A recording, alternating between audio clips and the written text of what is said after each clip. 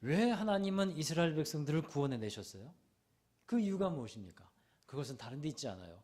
하나님의 나라를 이루시고 그들로 하나님의 백성 되게 하시고 또 그들로 말미암아 많은 민족과 나라들에게 하나님의 나라가 전파되게 하시기 위함입니다. 우리가 성경을 통해서 복음을 받아들이고 신앙생활을 하고 있잖아요. 여러분, 이 복음의 주제가 무엇이라고 생각하십니까? 복음의 주제는요, 하나님의 나라예요. 복음의 주제입니다. 그러면 복음의 이 내용이 뭘까요? 복음의 내용은 예수 그리스도예요. 복음의 내용은 예수 그리스도. 그러니까 예수님도 뭐라고 말씀했냐면 복음을 믿으라 이렇게 말씀했어요. 마가복음 1장 15절에 보면 이르시되 때가 찼고 하나님의 나라가 가까이 왔으니 회개하고 복음을 믿으라. 사도 바울도 이 복음을 전파했어요. 사도 바울이 이제 예수님을 전파하는데 그는 예수님이 그리스도시다. 그리고 하나님의 아들이시다라고 전파했어요. 또 사도행전 28장에 보니까 바울이 로마에 가서 갇힌 채로 이제 사람들에게 전하는데 그가 전한 내용이 그겁니다. 하나님의 나라를 전했어요. 그리고 예수는 그리스도시다라는 것을 전했다 하는 겁니다. 곧 복음이 그거예요. 하나님의 나라의 복음, 또 예수 그리스도의 복음입니다. 이 복음을 믿는 자들은 또 요한복음 1장 12절에 보면 예수님을 믿는 자, 곧 복음을 받아들이는 거예요. 그 사람에게는 하나님의 자녀가 되는 권세를 주신다 말씀했는데, 그러니까 다시 말하면 하나님의 자녀가 되는 것은 하나님의 나라의 백성 되는 것과 같은 말입니다. 여러분, 다시 오늘 말씀의 출애굽기 말씀으로 돌아가 보십시다. 그러면 하나님이 이스라엘 백성들을 구원해 내셔서 하나님의 백성 되기를 원하셨는데 어떻게 그것을 이루어 가시는가? 어떻게 하나님의 백성됨을, 하나님의 나라를 이루어 가시는가? 먼저 하나님과의 언약의 관계를 이루어야 한다 하는 것입니다. 여러분, 시내산 앞에 시내 광야로 하나님께서 이스라엘 백성들을 인도하셨어요. 이스라엘 백성들은 그곳에 진을 칩니다. 그리고 모세를 하나님은 산으로 불러 올리셨어요. 모세에게 말씀을 통해서 계시를 주셨어요. 율법을 주셨습니다. 애굽에서 나온 지 3개월 만에 이루어진 일이에요. 그러면 애굽에서 나와서 홍해를 건너고 3개월 동안 어떤 일이 있었을까요?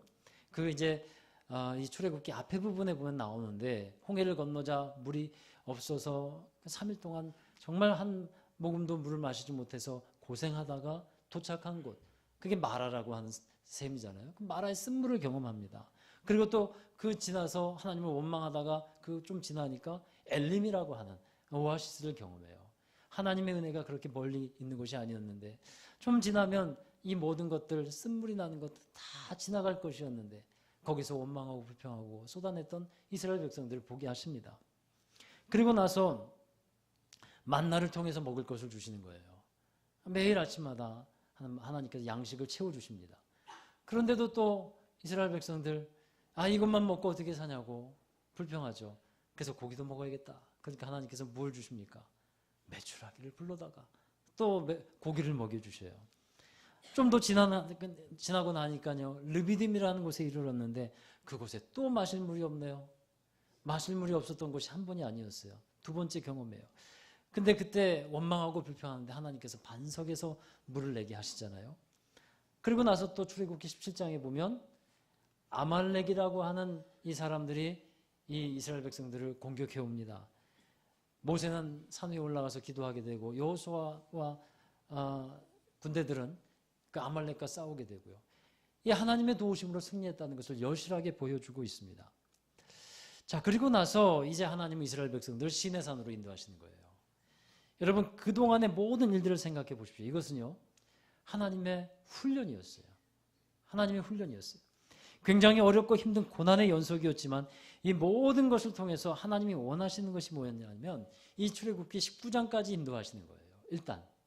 그래서 하나님과 언약의 관계를 맺는 하나님의 백성이 되라 하는 뜻이에요. 그동안의 모든 과정을 통해서 하나님이 한마디로 정리해 주신 것이 있는데, 우리 4절의 말씀에 보면 내가 독수리 날개로 너희를 업어 내게로 인도하였음을 너희가 보았느니라 말씀하고 있어요. 여러분, 그동안에 있었던 일을 하나님은 어떻게 표현하고 있는 것이냐 하면 사랑의 훈련이었다라고 말씀하고 있는 거예요. 독수리 날개로 너희를 업어서 인도했다. 여러분, 독수리는요, 자기 새끼를 제왕으로 만들기 위해서 강한 훈련을 합니다. 제왕으로 자격을 갖추는 훈련이 필요해요. 그래서 3개월 동안의 여러 시험들과 고난이 다 하나님의 사랑의 훈련이었다는 거예요. 그리고 나서 언약의 관계로 이끌어 주시는 겁니다. 이들이 애굽을 나오고 홍해를 건너서 구원을 받았어요. 그러나 구원을 체험했습니다. 그러나 하나님의 언약의 관계를 아직 이루지는 못하는 거예요. 이제 하나님은 이들과 언약의 관계를 맺고서 이제 하나님의 나라, 그 하나님의 백성으로서의 그 새로운 관계의 출발을 지금부터 해나가자 하시는 겁니다. 여러분, 지금 우리가 앉아있는 이 시간, 이 순간이 바로 그러한 순간이에요. 지금 우리는 하나님과의 관계를 새롭게 해야 하는 순간에 와 있습니다. 이미 우리는 예수 그리스도를 통해서 하나님과의 언약의 관계를 이룬 사람들이에요.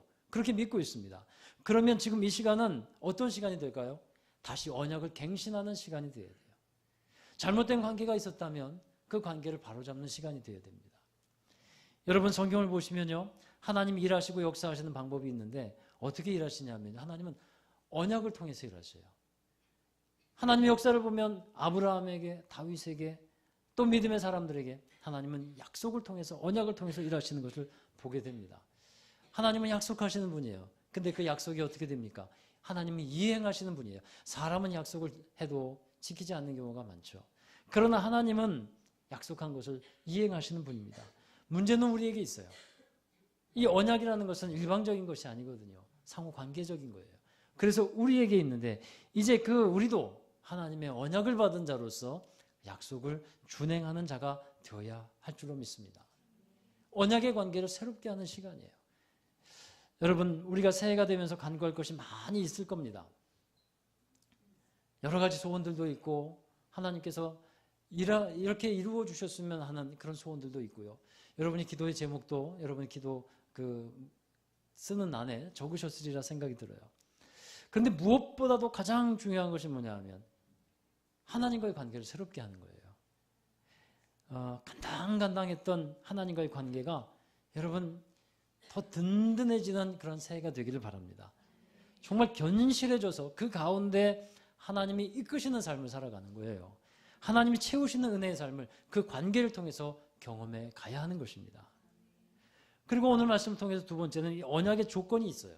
그 언약의 조건이 뭐냐 하면 이 언약을 이룰 수 있게 해서 하나님은 딱 한 가지 조건만을 말하십니다. 자, 출애굽기 19장 5절의 말씀 한번 보시죠. 같이 읽어보겠습니다. 세계가 다 내게 속하였나니 너희가 내 말을 잘 듣고 내 언약을 지키면 너희는 모든 민족 중에서 내 소유가 되겠고. 여러분, 이 말씀에서 언약의 조건이 무엇인지 아시겠습니까?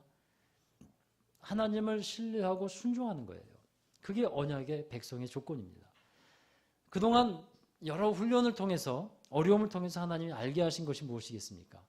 물이 없을 때 물을 내어서 마시게 하신 하나님, 양식이 없을 때 양식을 주시는 하나님, 필요할 것을 채워주신 하나님, 어떤 대적이 공격해 들어왔어요. 지치고 힘든 상황에 처했을 때 우리의 기도를 들어주시고 싸워서 승리하게 하신 하나님. 그것은 우리가 싸운 게 아니에요. 전쟁은 하나님께 속해 있습니다. 하나님께서 승리하게 하신 것이었어요. 여러분, 그런 하나님을 경험했다는 거예요. 그리고 하나님이 묻는 거예요. 이제 너희는 나를 신뢰할 수 있겠느냐. 이러한 과거의 경험들을 통해서 눈에 보이지 않아도 함께 하시고 지켜주시는 하나님, 승리하게 하시는 하나님을 믿겠느냐. 그런 경험을 통해서 하나님을 신뢰할 수 있겠냐? 라고 물으시는 거예요. 사랑하는 여러분, 지금까지의 여러분의 삶이 어떠했습니까? 하나님의 은혜 가운데서 하나님의 도우심, 역사하심을 경험하면서 살아오지 않으셨겠습니까? 1년을 보내면서 우리의 뒤를 돌아보면 물론 어려움과 힘든 점 많았어요. 아픈 것도 있었어요.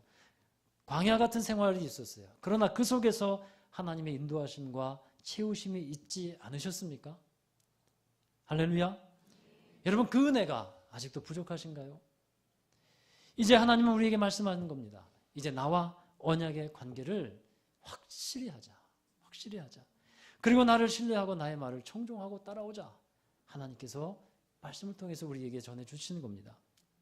그리고 이렇게 언약의 관계를 새롭게 할 때 언약의 축복이 있어요. 우리 출애굽기 19장 5절 하반절부터 6절에 보면 제가 받들어 읽겠습니다. 너희는 모든 민족 중에서 내 소유가 되겠고 너희가 내게 대하여 제사장 나라가 되며 거룩한 백성이 되리라. 너는 이 말을 이스라엘 자손에게 전할지니라. 그러니까 첫 번째 하나님의 그 언약의 축복은 뭐냐 하면 하나님의 소유가 되게 하는 축복이에요. 두 번째는 제사장 나라, 세 번째는 거룩한 백성이 되는 겁니다. 여러분 우리가 꼭 알아야 될 것은요, 우리는 하나님의 소유라 하는 사실이에요. 하나님이 우리의 주인이라고 하는 의미죠. 내가 주인이 아니라 하나님이 주인이라고 하는 것입니다. 나의 삶은 내 것이 아니라 하나님의 것임을 여러분 인정하고 고백하는 여러분 되기 바랍니다. 하나님이 우리를 예수의 피값 주고 사셨어요. 그래서 우리는 하나님의 것이 되었습니다. 근데 우리가 하나님의 소유가 되었다고 해서 그러면 우리 것을 다 빼앗긴 것처럼 생각하지 말아야 돼요. 하나님은요, 우리에게 더 많은 것을, 더 좋은 것을 채워주시는 분이지 우리의 것을 뺏어가는 분이 아닙니다. 근데 사람들이 이걸 잘 몰라서 빼앗길 것 같으니까, 그러니까 놓지를 못하는 거예요. 그냥 내가 주인된 삶을 그냥 살아가고 있는 것입니다. 우리는 하나님의 소유된 사람들입니다. 두 번째는 제사장의 축복을 주시는데, 제사장은 가장 먼저 무엇을 하는 사람일까요? 제사장은 뭐예요? 예배하는 사람이에요. 제사하는 사람이에요. 그러니까 하나님께 자신을 드리는 사람이 제사장이에요. 그리고 다른 사람을 인도해서 함께 예배할 수 있도록 하는 사람, 이게 제사장이에요. 여러분, 하나님의 복 가운데 생육하고 번성하는 그런 복이 있잖아요. 창세기 1장 26절부터 28절에 보면 생육하고 번성하고 땅에 충만하고 정복하고 다스리라. 이거 원래 하나님께서 우리에게 주신 하나님 나라의 복입니다. 근데 이 복이 복음 안에 있는 능력도 되는데, 우리가 예수님을 그리스도라고 부르잖아요. 그러면 그리스도의 의미가 뭡니까? 기름 부음 받다라는 뜻이잖아요. 그러면 기름 부음 받는 사람 세 종류가 있어요. 왕, 선지자, 제사장이에요. 그래서 제사장을 생각해 보십시오. 제사장에게도 하나님의 능력, 하나님의 기름 부으심이 있다는 거예요. 우리는 왕 같은 제사장이라고 하나님 부르셨어요. 그렇다면 하나님의 능력이 우리와 함께 하신다는 걸 믿어야 돼요. 그 능력으로 우리는 삶을 살아가야 하는 것입니다. 제사장적인 삶은 축복입니다. 하나님 예배할 때 하나님의 능력으로 살아가는 법을 우리가 경험해 가게 되기를 주의 이름으로 축원합니다. 세 번째는 거룩한 백성의 복입니다. 하나님의 나라 안에 살아가는 복인데, 이는 하나님의 다스림을 받는 사람을 말해요. 하나님의 백성은 하나님의 다스림을 받는 거예요. 하나님의 나라의 의미가 무엇입니까? 어떤 공간적인, 어떤 지리적인 그런 개념보다는 통치적인 개념이에요. 하나님께서 다스리는 곳, 그곳이 하나님의 나라예요. 하나님께서 다스리는 교회, 하나님께서 다스리는 가정, 하나님께서 다스리는 일터, 이게 하나님의 나라가 되는 겁니다. 여러분, 그래서 우리는 하나님의 나라 안에 살아가는 구별된 하나님의 백성됨을 꼭 기억하시고 하나님의 다스림과 통치를 받아들이십시오. 그 안에서 순종하며 살아가는 것이 정말 능력의 삶을 살아가는 모습인 줄 믿습니다. 마지막으로 하나님께서 요구하시는 것이 있어요. 그게 뭐냐면, 이 언약의 관계가 계속 되어가기 위해서는요, 성결함입니다. 오늘 말씀에 읽지 않았지만 거룩하게 구별된 삶이에요. 하나님께서 이스라엘 백성들을 이제 만나주신다고 그 다음 말씀은 19장 그 다음 구절에 나오는데, 하나님께서 어떻게 말씀하냐면 옷을 빨면서 기다려라, 이렇게 말씀해요. 그 말씀은 무슨 뜻일까요? 성결하라는 거예요. 하나님의 언약의 백성들의 삶은 성결해야만, 거룩해야만 그 언약의 관계가 계속 유지가 되는 것입니다. 여러분, 이 세상에서 하나님의 백성으로 살아가기 위해서는 우리의 삶은 더욱더 거룩해져야 돼요. 거룩함으로 드러나야 되고 구별되어야 합니다. 이것이 하나님의 언약의 백성들의 삶의 모습이 되는 겁니다. 여러분, 새해에는 이러한 언약의 관계를 더욱더 분명히 하는 저와 여러분 되기를 간절히 축원합니다. 많은 고난과 어려움 속에서 지키시고 함께 하셨던 하나님, 그 하나님 우리 경험했습니다. 그 하나님을 이제는 신뢰하면서 하나님의 나라를 이루고 하나님의 백성된 삶을 살아가는 저와 여러분 되시기를 주의 이름으로 축원합니다. 아멘. 잠깐 기도하겠습니다. 하나님